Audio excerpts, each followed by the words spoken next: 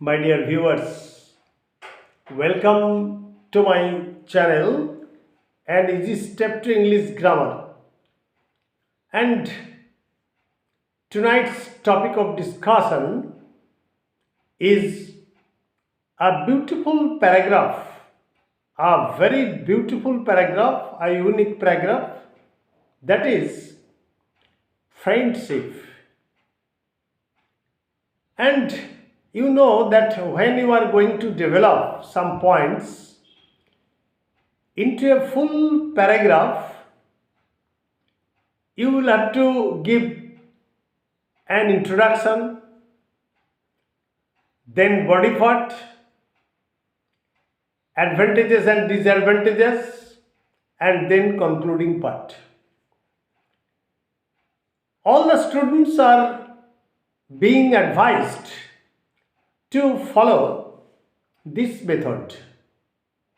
At first, you will have to give a very attractive, a very charming introduction that will attract your examiner, your readers, and then develop the paragraph bit by bit, logically, reasonably, giving some reasons, advantages and disadvantages, and then come to the conclusion. However, let us start friendship. And then, what is friendship? A friendship is a very good tie or unique tie or binding between two souls, between two minds, that is, two persons. It may be two localities, it may be two provinces, it may be two states. So, friendship has a definition that it is a good tie, it is a very unique binding between two great minds, two souls, or two persons. However, friendship changes in every step of life.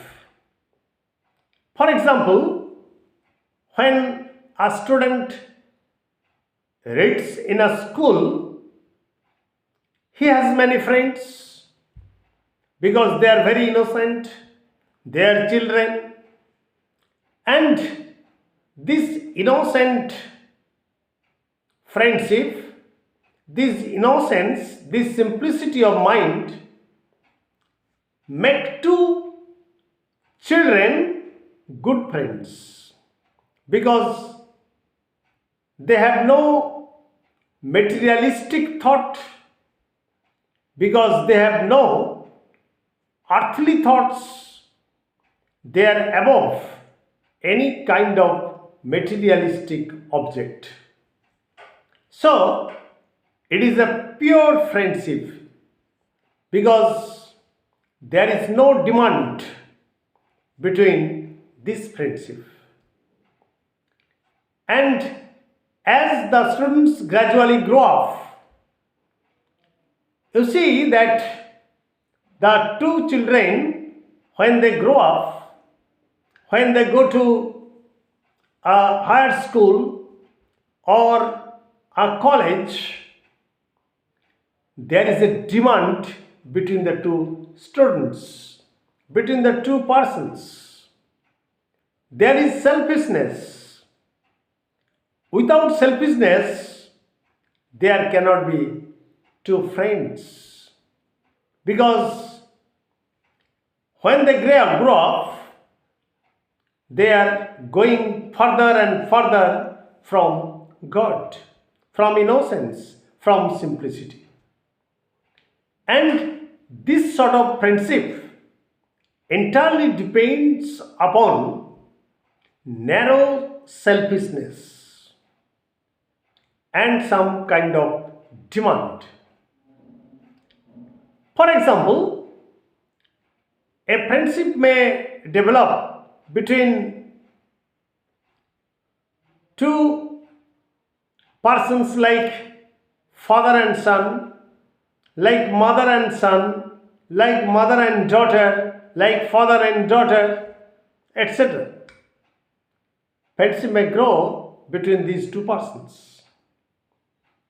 So friendship knows no boundary, knows no compartment.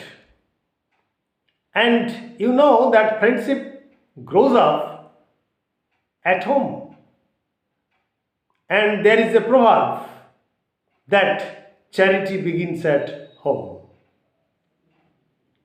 And when there is a friendship between an old man and an adult mind or a child, it is also a friendship.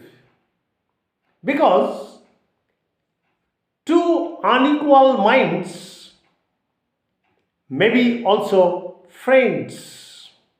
Because the old man gradually becomes dependent on the child or the children or the young persons.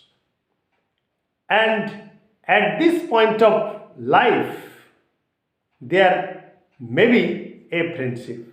So, if someone says that friendship has no selfishness, selfish has no narrowness, it is a wrong idea.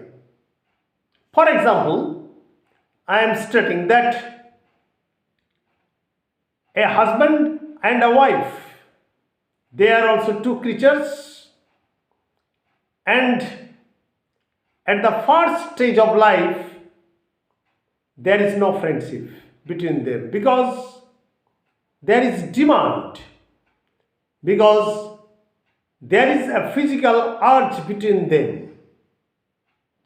And gradually, when they become old, they become pure friends because there is no demand between them.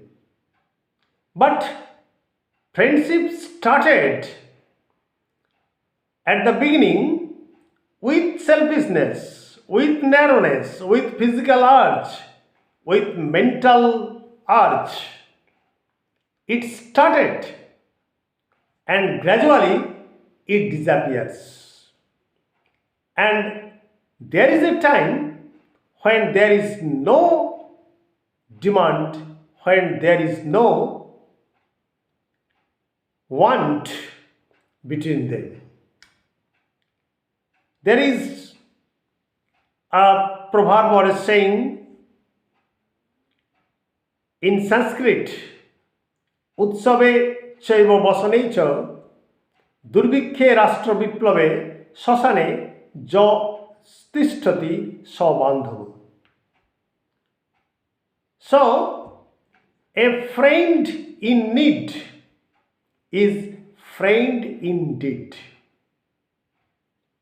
A friend will remain with you in your miseries, in your sufferings, in your distress, and a friend will remain with you in your happy days, in your happy moments of life. It is called friendship. He will never leave you. He will never leave you, and you will never leave your friend. And we may recollect the fable that we may recollect the folktale that two friends were going through a jungle, and all of a sudden a bear came in front of them and one of them climbed up a tall tree, and the other lay down like a dead person. The bear came to the dead person, smelt him, and left the place thinking that the man is dead. And it is well known to all that a bear doesn't touch a dead body. And when the bear disappeared, the friend came down from the tall tree and asked his friend, "My dear friend, what did the bear whisper into your ears?" And the friend promptly answered,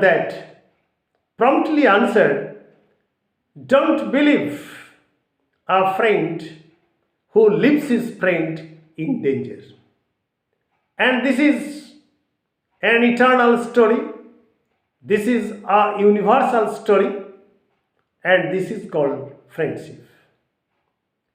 And two friends never snap their relation. The relation between the two friends will never snap because it is eternal, it is universal. So long as they live in earth, so long as they live in this world, friendship will remain with them. And you know that an International Friendship Day is celebrated in the month of July, 20th July probably. International Friendship is observed or celebrated to remind that all of us need a good friend. That's the end of my lecture, and I hope all of you will be able to understand my theme, my paragraph, and this is the concluding part of the paragraph. And I hope firmly that this paragraph will come to your benefit in all types of examinations. Thanking all of you, good night, and never forget to subscribe my channel. Never forget to like, to comment, and to share. Thanking all of you, good night.